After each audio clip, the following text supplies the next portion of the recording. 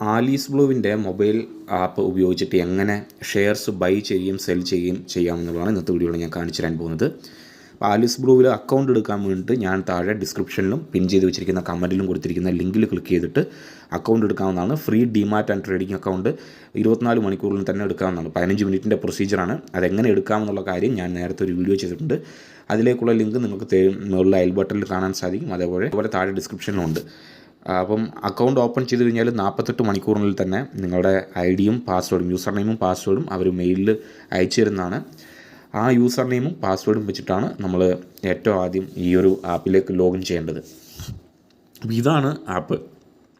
And മൊബി 2.0 എന്നുള്ളതാണ് app. ഞാൻ already install ചെയ്തിട്ടുണ്ട്. ഇൻസ്റ്റാൾ ചെയ്തില്ലെങ്കിൽ ഇൻസ്റ്റാൾ ചെയ്യണം. അതിനുശേഷം ഓപ്പൺ എന്ന് പറയുന്ന ഇതിൽ ക്ലിക്ക് ചെയ്യുന്നു. ഇപ്പം നമ്മുടെ യൂസർ നെയിമും പാസ്വേഡുമാണ് ഏറ്റവും ആദ്യം ചോദിക്കുക. ഏറ്റവും ആദ്യത്തെ തവണയാണ് നമ്മൾ യൂസ് ചെയ്യുന്നതെങ്കിൽ അവർ തന്നിരിക്കുന്ന പാസ്വേഡ് മാറ്റിയിട്ട് പുതുതായിട്ട് നമുക്കൊരു പാസ്വേഡ് സെറ്റ് ചെയ്യാം. അതിന് വേണ്ടി ഫോർഗോട്ട് പാസ്വേഡ് എന്ന് പറയുന്ന ഓപ്ഷനിൽ ക്ലിക്ക് ചെയ്യുക. അപ്പോൾ നമ്മുടെ പാൻ നമ്പർ ചോദിക്കും. അപ്പോൾ പാൻ നമ്പർ അടിച്ചു കൊടുക്കുക.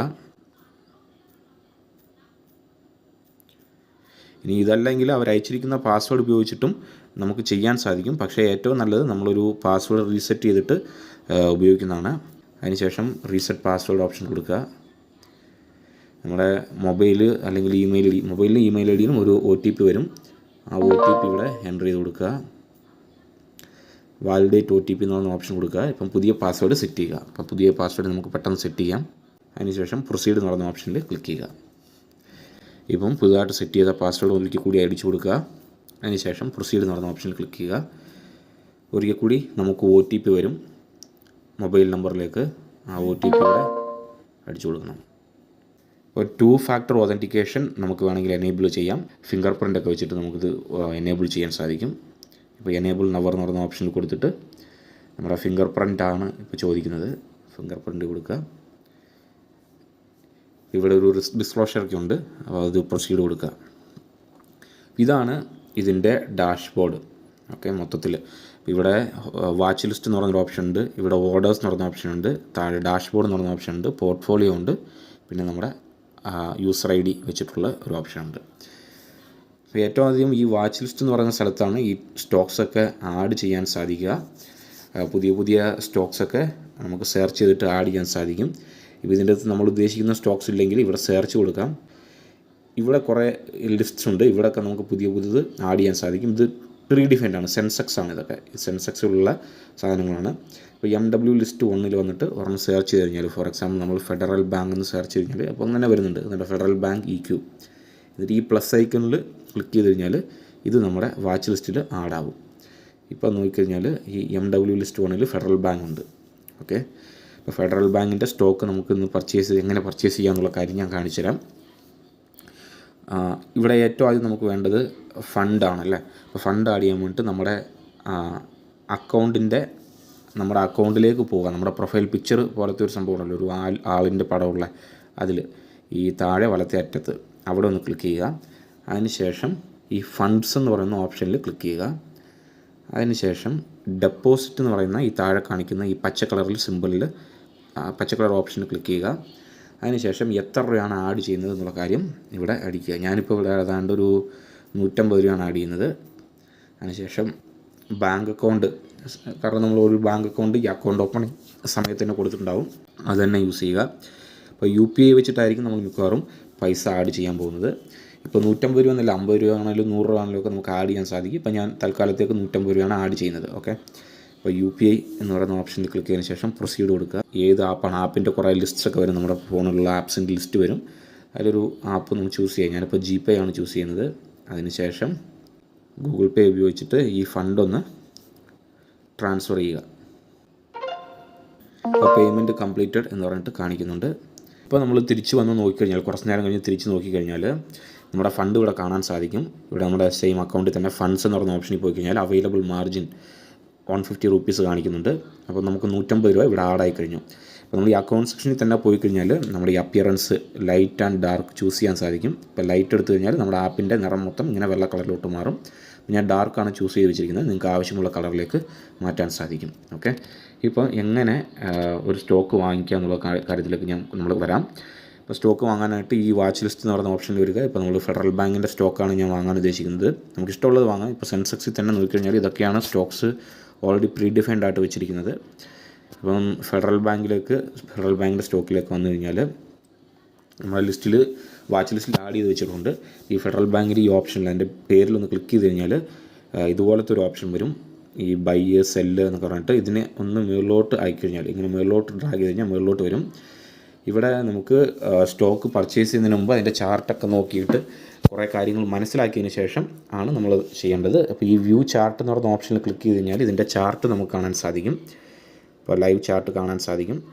കണ്ടില്ലേ, പ്രൈസ് കൂടുകയും കുറയുകയും ഒക്കെ ചെയ്യുന്നു. അപ്പോൾ ഇതിൻ്റെ പാറ്റേൺസും ചാർട്ടും ഒക്കെ നമുക്കിങ്ങനെ കാണാൻ സാധിക്കും. ഇവിടെ വെച്ച് തന്നെ വേണമെങ്കിൽ നമുക്ക് ബൈയും സെല്ലും ചെയ്യാം. ഈ ബി എന്ന് പറഞ്ഞാൽ ബൈ ആണ്, എസ് എന്ന് പറഞ്ഞാൽ സെല്ലാണ്. അപ്പോൾ ഞാൻ ബാക്കിലേക്ക് വന്നു. ഇവിടെ ബൈ ആണ് ഇപ്പോൾ നമ്മൾ ചെയ്യാൻ പോകുന്നത്. മറ്റ് ഈ സ്റ്റോക്കുമായിട്ട് ബന്ധപ്പെട്ടുള്ള മറ്റ് എല്ലാ ഡീറ്റെയിൽസും തന്നെ നമുക്കിവിടെ കാണാൻ സാധിക്കും. അപ്പോൾ ഞാൻ ഈ സ്റ്റോക്ക് ബൈ ചെയ്യാൻ പോവാണ്. അതിനുവേണ്ടി ഈ ബൈ എന്ന് പറയുന്ന ഓപ്ഷനിൽ ക്ലിക്ക് ചെയ്യുന്നു. ഇപ്പോൾ ഒരു സ്റ്റോക്കാണ് ഞാൻ ബൈ ചെയ്യുന്നത്. അതിനുശേഷം എന്താണ് വേണ്ടത്, റെഗുലർ ആണോ, ബി ഒ ആണോ, എ എം ഒ എന്നാണോ ചോദിക്കുന്നത്. ഈ റെഗുലർ എന്ന് പറഞ്ഞാൽ റെഗുലറായിട്ട് നമ്മൾ സാധാരണ പർച്ചേസ് ചെയ്യുന്ന ഓർഡറാണ്. ഇപ്പോൾ മാർക്കറ്റിൻ്റെ സമയത്ത് പർച്ചേസ് ചെയ്യുന്ന ഓർഡറാണ്. മാർക്കറ്റ് എന്ന് പറഞ്ഞാൽ തിങ്കൾ മുതൽ വെള്ളി വരെ രാവിലെ ഏതാണ്ട് 9:30 തൊട്ട് 3 മണി വരെയാണ് മാർക്കറ്റിൻ്റെ ടൈം. ആ ടൈമിൽ പർച്ചേസ് ചെയ്യുന്നതിനാണ് നമ്മൾ റെഗുലർ എന്ന് പറയുക. പിന്നെ ബ്രാക്കറ്റ് ഓർഡർ ഉണ്ട്.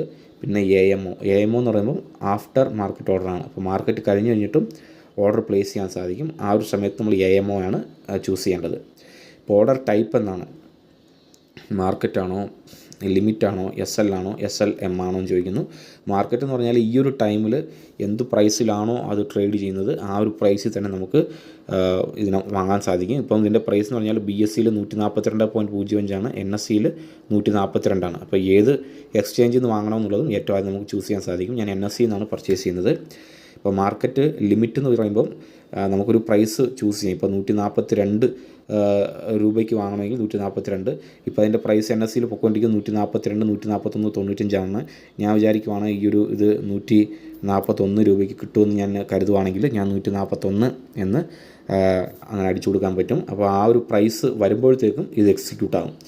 പിന്നെ സ്റ്റോപ്പ് ലോസും എസ് എൽ എമ്മും ഒക്കെ നമുക്ക് അടുത്തടുത്ത വീഡിയോസിൽ പറയാൻ സാധിക്കും. ഇപ്പോൾ സ്റ്റോപ്പ് ലോസ് ഒക്കെ സെറ്റ് ചെയ്യാൻ വേണ്ടിയിട്ടാണിത്. ഇപ്പം ഞാൻ മാർക്കറ്റ് ഓർഡറാണ് പ്ലേസ് ചെയ്യുന്നത്. കാരണം മാർക്കറ്റിൽ എന്ത് പ്രൈസാണോ ആ ഒരു പ്രൈസിലാണ് ഞാൻ പർച്ചേസ് ചെയ്യാൻ ആഗ്രഹിക്കുന്നത്. കാരണം ഒരെണ്ണം മാത്രമല്ലേ ഞാൻ പർച്ചേസ് ചെയ്യുന്നുള്ളൂ. പിന്നെ പ്രൊഡക്റ്റ് എന്ന് പറഞ്ഞാൽ MIS, CMC, MTF എന്നുള്ളതൊക്കെയാണ് പ്രൊഡക്ട്സ്. MIS എന്ന് പറഞ്ഞാൽ നമ്മുടെ ഇൻട്രാഡേ ട്രേഡൊക്കെ ചെയ്യുന്നതിനാണ് MIS എന്ന് പറയുന്നത്. അന്ന് തന്നെ സ്റ്റോക്ക് വാങ്ങിച്ചിട്ട് അന്ന് തന്നെ സെല്ല് ചെയ്യാനാണ് നിങ്ങൾ ആഗ്രഹിക്കുന്നതെങ്കിൽ ഈ MIS എന്ന് പറയുന്ന ഓപ്ഷൻ ചൂസ് ചെയ്യുക. CNC എന്ന് പറഞ്ഞാൽ റെഗുലർ, അതായത് ഡെലിവറിയാണ്. ലോങ് ടൈമിലേക്ക് സ്റ്റോക്ക് വാങ്ങിച്ച് സൂക്ഷിച്ച് വെക്കുകയാണെങ്കിൽ നമുക്ക് CNC ചൂസ് ചെയ്യാം. അപ്പോൾ ഞാൻ MIS എടുത്തു കഴിഞ്ഞാൽ ഇന്ന് തന്നെ ഞാൻ സെല്ല് ചെയ്യണം. ഇന്ന് പർച്ചേസ് ചെയ്തിട്ട് ഇന്ന് തന്നെ സെല്ല് ചെയ്യണം. അങ്ങനെ സെല്ല് ഞാൻ ചെയ്തില്ലെങ്കിൽ ഓട്ടോമാറ്റിക്കായിട്ട് തന്നെ അത് സെയിൽസായി പോകും. ആ ഒരു 3 മണി സമയത്ത് ഓട്ടോമാറ്റിക്കായിട്ട് തന്നെ ആ ഒരു ടൈമിൽ എന്താണ് വില ആ ഒരു വിലയ്ക്ക് സെയിലായി പോകും. അത് ലാഭമാണെങ്കിലും നഷ്ടമാണെങ്കിലും സെയിലാകും. അത് വേണമെങ്കിൽ നമുക്ക് അഡ്ജസ്റ്റ് ചെയ്യാൻ വേണ്ടിയിട്ടാണ് ഈ സ്റ്റോപ്പ് ലോസും SLM ഒക്കെ ചൂസ് ചെയ്യുന്നത്. ഇനി CNC ആണെങ്കിൽ അത് നമുക്ക് ലോങ് ടൈമിലേക്ക് എടുക്കാൻ വേണ്ടിയിട്ടാണ്. നിങ്ങളത് മേടിച്ച് കഴിഞ്ഞാൽ എത്ര വർഷം വേണമെങ്കിലും, 1 മാസമോ 1 വർഷമോ 5 വർഷമോ നിങ്ങൾക്ക് എത്ര നാൾ വേണമെങ്കിലും അത് കീപ്പ് ചെയ്യാൻ സാധിക്കും. പിന്നീട് നമുക്കത് സെല്ല് ചെയ്യാൻ സാധിക്കും. MTF എന്ന് പറഞ്ഞാൽ മൾട്ടിലാറ്ററൽ ട്രേഡിംഗ് ഫെസിലിറ്റിയാണ്. അപ്പോൾ തൽക്കാലം നമ്മൾ അതിലേക്ക് പോകുന്നില്ല. ഈ 2 ഓപ്ഷനിൽ മാത്രം കോൺസെൻട്രേറ്റ് ചെയ്യുക. ഇൻട്രാഡേ ആണെങ്കിൽ ഇത്, ലോങ് ടൈം ആണെങ്കിൽ ഇത്. ഇപ്പം നമ്മൾ ഏതായാലും ഞാൻ ഇൻട്രാഡേ തന്നെ ഇന്ന് ഞാൻ ചെയ്ത് കാണിച്ചു തരാം. അപ്പോൾ ഈ ഇൻട്രാഡേയിൽ MIS എടുക്കുന്നു. അതിനുശേഷം ഡിസ്ക്ലോസ്ഡ് ക്വാണ്ടിറ്റി എന്ന് പറഞ്ഞാൽ നമ്മൾ ഒത്തിരി ക്വാണ്ടിറ്റി എടുക്കുന്നുണ്ടെങ്കിൽ, ഇപ്പോൾ 100 ക്വാണ്ടിറ്റി ഒക്കെ എടുക്കുന്നുണ്ടെങ്കിൽ ഈ പുറത്തുനിന്ന് ആൾക്കാർ നോക്കുമ്പോൾ 10 എണ്ണത്തിൻ്റെ ബാച്ചസ് ആയിട്ട് കാണിക്കാൻ വേണ്ടിയിട്ടാണിത്. അപ്പോൾ അതിൻ്റെ ആവശ്യം നമുക്ക് തൽക്കാലമില്ല. ഒരു ഒറ്റ സ്റ്റോക്ക് മാത്രം വാങ്ങുന്നുണ്ട്. ഇവിടെ നമുക്ക് ഇതിൻ്റെ വാലിഡിറ്റി ഡേ ആണോ IOC ആണോ ചൂസ് ചെയ്യാം. ഡേ എന്ന് പറഞ്ഞാൽ നമ്മൾ ഈ ഓർഡർ പ്ലേസ് ചെയ്ത് കഴിഞ്ഞാൽ ഇന്നത്തെ ദിവസം മുഴുവൻ ഈ ഓർഡർ എക്സിക്യൂട്ട് ചെയ്യാൻ വേണ്ടിയിട്ടുള്ള കാലാവകാശം ഉണ്ടാകും. കാരണം നമ്മളിവിടെ ഒരു പ്രൈസ് മെൻഷൻ ചെയ്യാം. മാർക്കറ്റ് ഓർഡർ ആണെങ്കിൽ ആ ഒരു പ്രൈസ് വരുന്നവരെ നോക്കും, അല്ലെങ്കിൽ അത് അവൈലബിൾ ആകുന്നവരെ ഇന്നത്തെ ദിവസം മുഴുവൻ നോക്കും. പക്ഷേ IOC എന്ന് പറഞ്ഞാൽ ഇൻസ്റ്റൻറ്റ് ഓർ ക്യാൻസൽ എന്നാണ്. അപ്പോൾ ഇമ്മീഡിയറ്റ് ആയിട്ട് എക്സിക്യൂട്ട് ചെയ്യാൻ നോക്കും. അപ്പോൾ മാർക്കറ്റ് ഓർഡറിൽ IOC വെച്ച് കഴിഞ്ഞാൽ തന്നെ ഇത് അവൈലബിൾ ആണ്, അപ്പോൾ തന്നെ എക്സിക്യൂട്ട് ആകും. അപ്പോൾ രണ്ടും നമുക്ക് ചൂസ് ചെയ്യാൻ പറ്റും. നമുക്കേതായാലും ഡേ തന്നെ ചൂസ് ചെയ്യാം. IOC ചൂസ് ചെയ്ത് കഴിഞ്ഞാൽ ഇൻസ്റ്റൻ്റ് ആയിട്ട് ഇമ്മീഡിയറ്റ് ആയിട്ട് എക്സിക്യൂട്ട് ചെയ്യാൻ നോക്കും, ഇല്ലെങ്കിൽ അത് ക്യാൻസലായി പോകും. ഓർഡർ പ്ലേസ് ചെയ്തിരിക്കുന്നത് ക്യാൻസലായി പോകും. ഓക്കെ, അപ്പോൾ നമ്മളെല്ലാം സെറ്റ് ചെയ്ത് കഴിഞ്ഞു. NSEയിൽ നിന്ന് ഫെഡറൽ ബാങ്കിൻ്റെ ഒരു ഷെയർ റെഗുലറാണ്, മാർക്കറ്റ് ഓർഡറാണ്, അതിൻ്റെ ടൈപ്പ് പ്രൊഡക്റ്റ് MIS ആണ്, അതായത് ഇൻട്രാഡേ ഓർഡറാണ്. ഡിസ്ക്ലോസ്ഡ് ക്വാണ്ടിറ്റി നമ്മൾ സെറ്റ് ചെയ്തിട്ടില്ല, വാലിഡിറ്റി ഡേ ആണ്. അത്രയും ചെയ്തതിന് ശേഷം ബൈ ഓർഡർ എന്ന് പറയുന്ന ഓപ്ഷനിൽ ക്ലിക്ക് ചെയ്യുവാണ്. ക്ലിക്ക് ചെയ്ത് കഴിഞ്ഞാൽ ആ ഓർഡർ പ്ലേസ് ആകും. ഓർഡർ പ്ലേസ് ആയതിനു ശേഷം നമ്മൾ പോർട്ട്ഫോളിയോയിൽ നോക്കിക്കഴിഞ്ഞാൽ നമുക്ക് ഹോൾഡിങ്സ്, പൊസിഷൻസ് എന്ന് പറഞ്ഞ 2 ഓപ്ഷൻ ഉണ്ട്. ഇപ്പോൾ ഹോൾഡിങ്സ് ഒന്നും തന്നെ ഇല്ല. പൊസിഷൻസിൽ ഉണ്ടല്ലോ ഫെഡറൽ ബാങ്കിൻ്റെ ഒരു സ്റ്റോക്ക് ഉടൻ തന്നെ ഇത് എക്സിക്യൂട്ടായിട്ട് നമ്മുടെ പൊസിഷൻസിൽ വന്ന് കിടക്കുവാണ്. ഇത് ഓരോ അപ്പം ഇതിൻ്റെ പ്രോഫിറ്റ് ആൻഡ് ലോസ് മാറുന്ന കാണാൻ സാധിക്കും. ഇപ്പം ഒരു പ്രോഫിറ്റോ ലോസോ ഒന്നുമില്ല, 0.05 5 പൈസയുടെ പ്രോഫിറ്റ്. ഇതെന്താ പറ്റുന്നതെന്ന് വെച്ച് കഴിഞ്ഞാൽ ഇന്നത്തെ ദിവസം തന്നെ 3 മണിക്ക് മുമ്പ് തന്നെ ഇത് ഓട്ടോമാറ്റിക്കായിട്ട് സ്ക്വയർ ഓഫ് ആയിപ്പോവും, എല്ലാം സെയിൽ ആയിപ്പോവും. നമുക്ക് വേണമെങ്കിൽ ഇതിൻ്റെ ഇപ്പോഴും നമുക്കത് വിൽക്കാൻ സാധിക്കും, എപ്പം വേണമെങ്കിലും വിൽക്കാൻ സാധിക്കും. ഓക്കെ, ഇനി നമ്മൾ ഒരു ലോങ് ടൈമിലേക്കാണ് പർച്ചേസ് ചെയ്യുന്നതെങ്കിൽ അതും പൊസിഷനിൽ തന്നെയാണ് ഇന്ന് വന്ന് കിടക്കുക, നാളെ അത് ഹോൾഡിങ്സിലേക്ക് വന്ന് മാറിക്കിടക്കും. ഇങ്ങനെയാണ് ഇതിൻ്റെ വർക്കാകുന്നത്. ഇനി ഇതെങ്ങനെ സെയിൽ ചെയ്യാം എന്നുള്ള കാര്യം, ഇതെങ്ങനെ സെല്ല് ചെയ്യാം എന്നുള്ള കാര്യം ഞാൻ കാണിച്ചു തരാം. അപ്പോൾ പോർട്ട്ഫോളിയോയിലേക്ക് വരിക. പോർട്ട്ഫോളിയോയിലേക്ക് വന്നതിന് ശേഷം ഈ ഒരു ഫെഡറൽ ബാങ്ക് എന്ന് പറയുന്ന ഇതിൽ തന്നെ ക്ലിക്ക് ചെയ്യുക. എന്നിട്ട് എക്സിറ്റ് എന്ന് പറയുന്ന ഓപ്ഷനിൽ ക്ലിക്ക് ചെയ്യുക. ക്ലിക്ക് ചെയ്തതിന് ശേഷം ഈ ക്വാണ്ടിറ്റി ഇതെല്ലാ സംഭവം സെറ്റ് ചെയ്യുക. അപ്പോൾ നമ്മൾ മാർക്കറ്റിൽ തന്നെ ചെയ്യുവാണ്. അതിനുശേഷം സെൽ ഓർഡർ 12 പൈസയാണ് അതിൻ്റെ ചാർജ് വരുന്നത്. അപ്പം ഇപ്പോൾ നോക്കിക്കഴിഞ്ഞാൽ അത് സെല്ലായിട്ടുണ്ട്. അങ്ങനെയാണ് നമ്മൾ ഇത് സെല്ല് ചെയ്യുന്നത്. അപ്പോൾ ടോട്ടൽ PNL എന്നുള്ളത് 0.05 റുപ്പീസാണ്. നമ്മൾ സെല്ല് ചെയ്തപ്പം 5 പൈസ നഷ്ടത്തിലാണ് സെല്ല് ചെയ്തിരിക്കുന്നത്. അപ്പോൾ അത്രേ ഉള്ളൂ. വേറെ എന്തെങ്കിലുമൊക്കെ സംശയം ഉണ്ടെങ്കിൽ നമുക്ക് താഴെ കമൻറ്റിൽ ചോദിക്കുക. ആലീസ് ബ്ലൂ അക്കൗണ്ട് ഓപ്പൺ ചെയ്തില്ലെങ്കിൽ നിങ്ങൾക്ക് താഴെ കൊടുത്തിരിക്കുന്ന ലിങ്ക് ഉപയോഗിച്ചിട്ട് അക്കൗണ്ട് ഓപ്പൺ ചെയ്യാവുന്നതാണ്. സബ്സ്ക്രൈബ് ചെയ്തില്ലെങ്കിൽ സബ്സ്ക്രൈബ് ചെയ്യുക. ഈ വീഡിയോ ഉപകാരപ്പെട്ടു കഴിഞ്ഞാൽ മറ്റുള്ളവരിലേക്ക് ഷെയർ ചെയ്തെത്തിക്കുക. നന്ദി, നമസ്കാരം.